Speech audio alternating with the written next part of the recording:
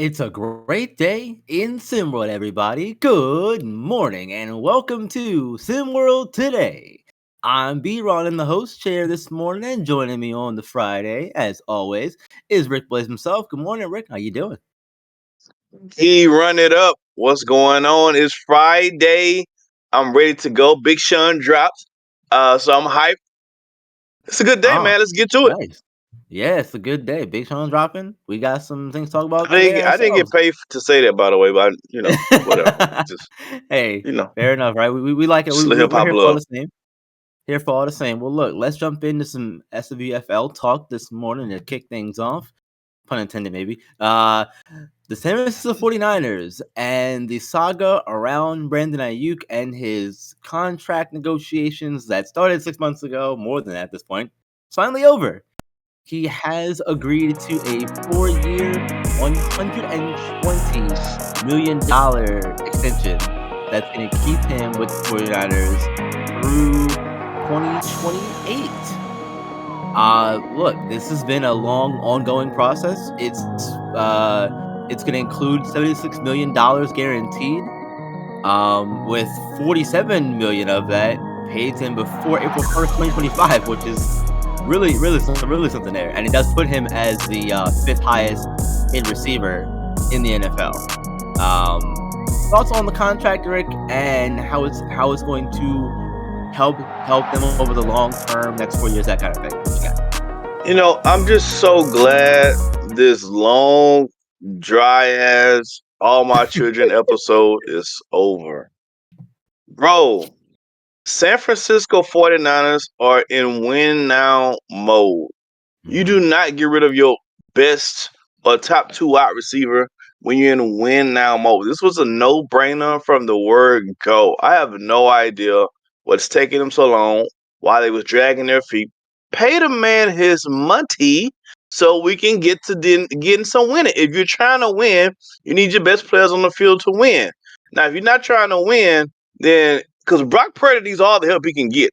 Don't get it twisted. People act like Purdy is the next coming of Jesus Christ. It's not.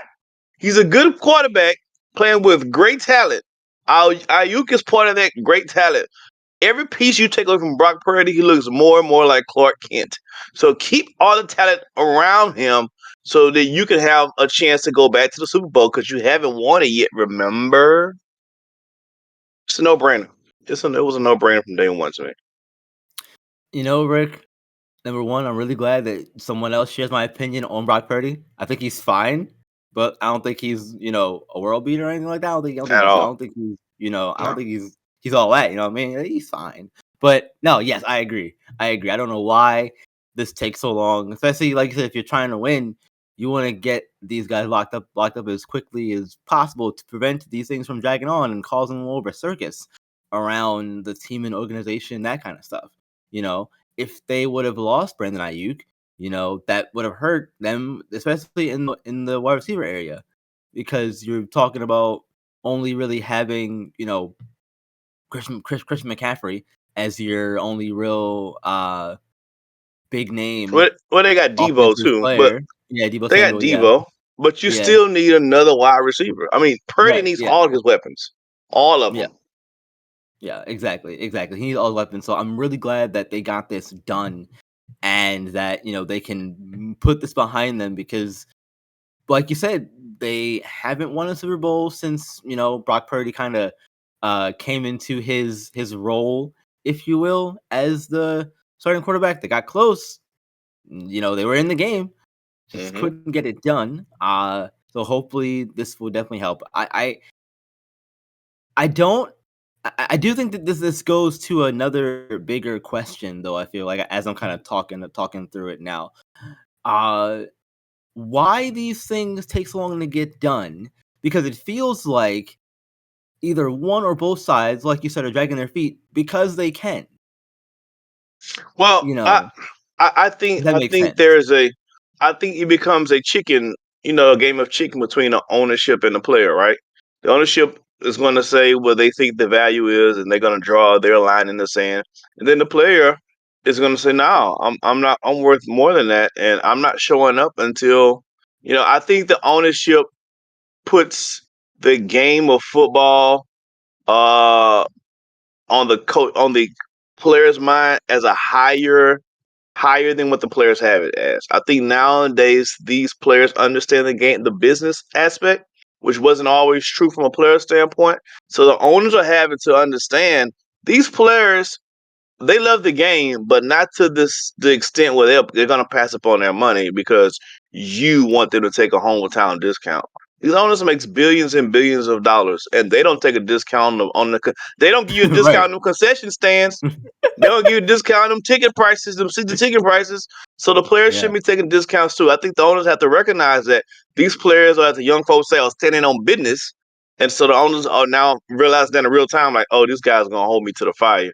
So I need to do something. So it's a game of chicken. And the big chicken won, baby. Brandon Aiyuk got his money. Yeah, he sure did. He sure did get his money. Let's move on a little bit and let's talk about some SimWorld U stuff because we know it's coming right here on the corner in a few weeks, let's say, because it's August 30th as we're recording the episode. Alabama and the Crimson Mhm. Tide, they have a really good team looking at some of the players they brought in and some of the returning players are talking about DJ Childs, Don Epps, Quincy Henderson, as far as guys being on the team currently returning, notable players anyway.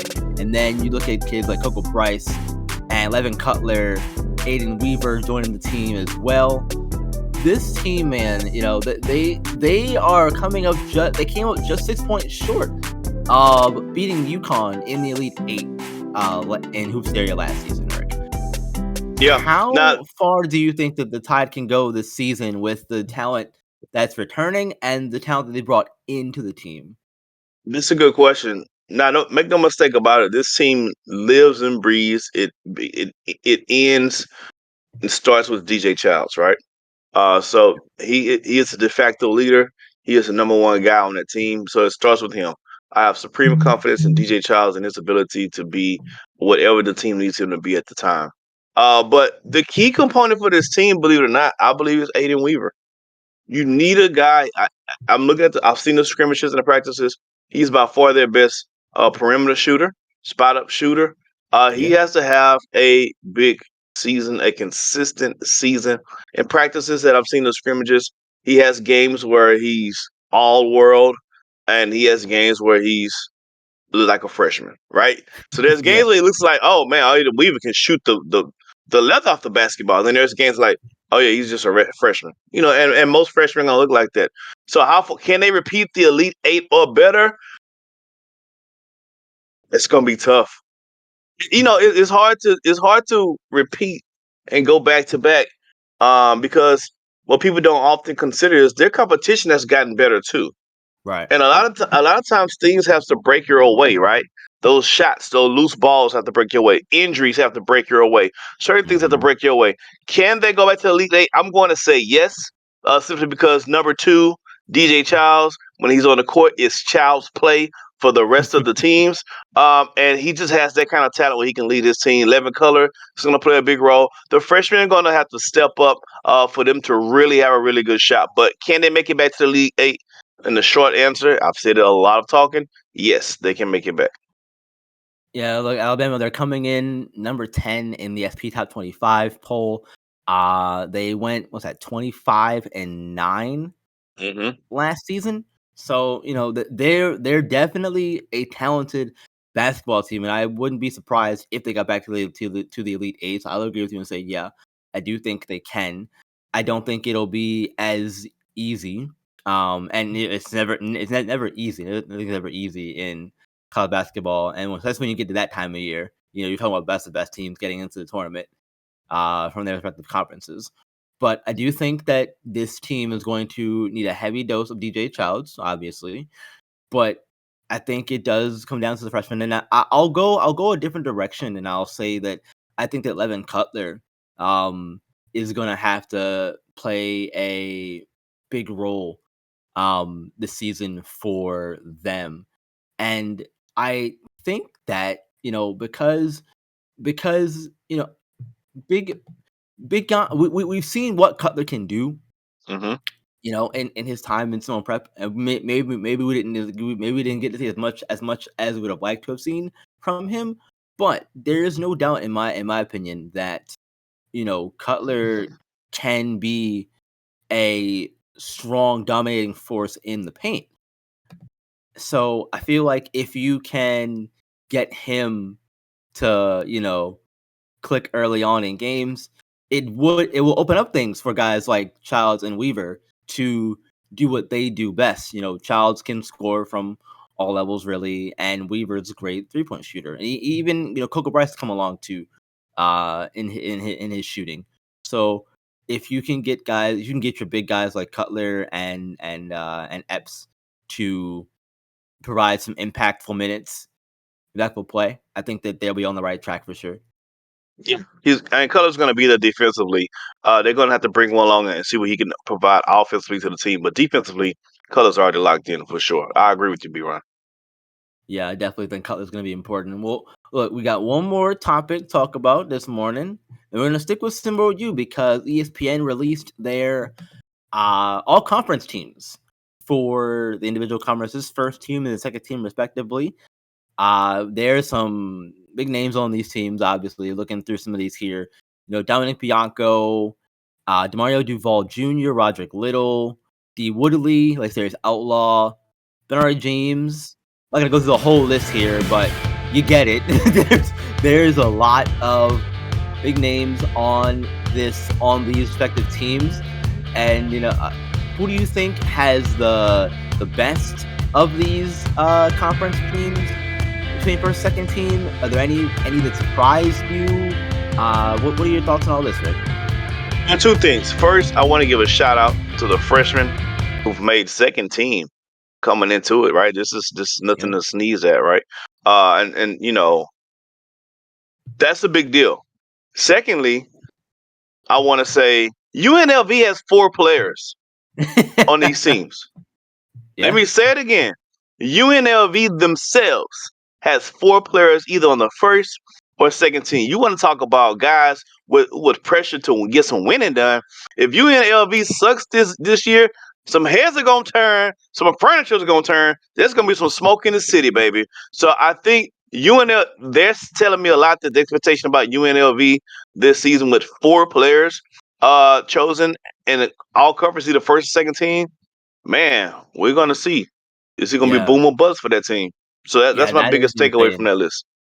That is insane to see 4 players in one conference between the 2 all-conference teams. That just goes to show you how loaded UNLV is. And UNLV, they used to be a really good basketball team. So to see them come in and get all this talent, that just is that, hey, we're coming back with a vengeance. We're ready to make our run and put ourselves back into that conversation of being a top tier basketball team in college basketball. Yeah, that's what I'm looking forward to. And also, I talked about giving a shout out to the freshmen who made the second team. Can we get some love to the freshmen who made first team? I know the season haven't started.